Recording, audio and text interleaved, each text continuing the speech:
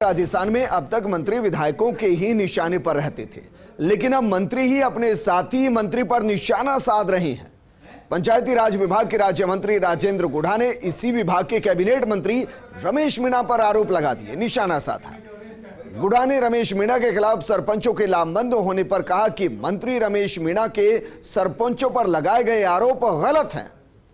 रमेश मीणा के मुंह से ईमानदारी की बात अच्छी नहीं लगती। गुढ़ा से खास बातचीत के हमारे सहयोगी नरेश शर्मा ने, जरा सुनिए।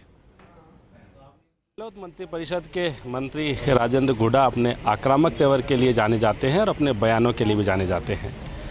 अभी उनके आवास पर लगातार शिकायतें पहुंचती है मंत्रियों की, और अब तो रमेश मीणा के खिलाफ भी धरना उनके बंगले पे दे जाता है। क्या ये तमाम चीज़ें हैं, क्या बातें हैं, बात करते हैं इनसे। रमेश मीणा के खिलाफ सरपंच लामबंद है, वो कहते हैं कि उन पर भ्रष्टाचार के झूठे आरोप लगाए गए हैं। आपका क्या कहना है? मेरी समझ से तो इसी तरीके से चलता रहा तो अकेले रमेश जी मीणा ही काम सल्टा देंगे। ज्यादातर काम है ना वो जचा देंगे। सरपंच जो है इनका ईमानदारी से काम करते हैं, जनता के पहले मोर्चे पर लड़ते हैं, जनता की सेवा करते हैं। कोविड की 2 साल की परीक्षा के जनता की सेवा करने के बाद ये सरपंच अपने एग्जाम में उत्तीर्ण होकर सरपंच बने थे। जनता ने सर्टिफिकेट दिया था इनको। और मेरी जानकारी के अंदर उन्होंने 300 करोड़ की 500 करोड़ की जो भी बातें कही, मुझे व्यक्तिगत रूप से जानकारी है कि पंचायत से कोई भी सरपंच आज तक पैसे वाला नहीं हुआ। कर्जे रहते इनके पास, इनकी जमीनें बिक जाती है सरपंचों की, सरपंचों के घर बिक जाते हैं, सरपंच कर्जदार हो जाते हैं। और मैं जहाँ तक समझता हूँ कि पहली बार आज़ाद भारत में इतना लंबा आंदोलन किसी जनप्रतिनिधि का इस तरीके से, सभी पार्टी के जनप्रतिनिधि एक जगह होके अलग अलग इस तरह का पहली बार हुआ। और ये हमारी सरकार की सेहत के लिए, हमारी पार्टी के लिए अच्छा नहीं है। आप रमेश मीणा करते हैं सरपंचों की बेईमानी की बात, और आप कहते हैं कि ईमानदारी की बात उनके मुंह से अच्छी नहीं लगती।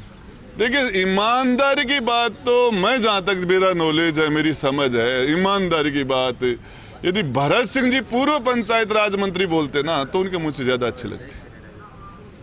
आपके यही बयान लगातार चर्चा में रहते हैं, उदयपुर वाटी में बयान देते हो कि आपको ऑफर मिलते हैं 60 करोड़ के, 20 करोड़ के, क्या है ये सब? देखिए, उदयपुर वाटी में किसी 9th क्लास के बच्चे ने मेरे से पूछा था कि भ्रष्टाचार की सूची में हमारा देश क्यों शामिल है, और ये हिंदुस्तान, भारत भ्रष्टाचार की सूची से बाहर कैसे हो सकता है। तो मैंने कहा था इसके लिए हम सभी को प्रयास करने होगा, आपको भी करना होगा, बच्चों को भी करना होगा। तब मैंने कहा था कि हमारे पास भी भ्रष्टाचार के ऑफर आए थे, और उसमें मेरी धर्मपत्नी ने, मेरी बेटी ने, मेरे बेटे ने जो जिस तरीके से मजबूती से कहा कि नहीं, हमें मान और सम्मान चाहिए, इज्जत चाहिए। तो ये आज ये पैसा यदि घर में आ रहा है तो कैसा पैसा आ रहा है? गंदा पैसा आ रहा है, अच्छा पैसा आ रहा है, 2 नंबर का आ रहा है, 1 नंबर का आ रहा है। नौकरी लगने से पहले हम पूछते हैं ऊपर की कमाई क्या है। बंदी का जो सिस्टम चलता है, जो यदि हमारे परिवार हमें इस मामले में हमें सपोर्ट करें, ये सरपंच है, पूछ लेना, आज तक कोई माई का लाल ऐसा है खड़ा होकर बता दे 1 पैसे के लिए। लेकिन फिर भी हम जनता के ट्रस्टी हैं।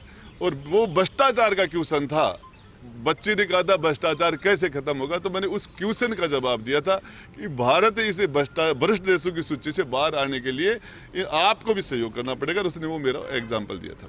सरपंच, आपने कहा कि अपने जेब से पैसे खर्च करते हैं, विधायकों और मंत्रियों का क्या है? वो भी जेब से पैसे खर्च करते हैं?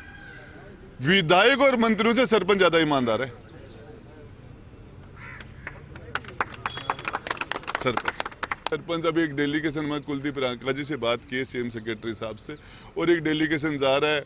इनकी बातों से वो सहमत होंगे नहीं होंगे, फिर उस डेलीगेशन से आप बात करते हैं। बिल्कुल। तो राजेंद्र गुढ़ा जिन्होंने सरपंचों का साथ दिया और कहा है कि इन पे आरोप लगाना गलत है, और ईमानदारी की बात जो है वो मंत्री रमेश मीणा के मुंह से अच्छी नहीं लगती, कोई और भी बात करता तो अच्छी लगती। अब देखना यह है कि सरकार सरपंचों की पीड़ा सुनकर कोई फैसला ले पाती है या नहीं। कैमरामैन गिरीश के साथ Naresh Sharma, first India news, Jaipur.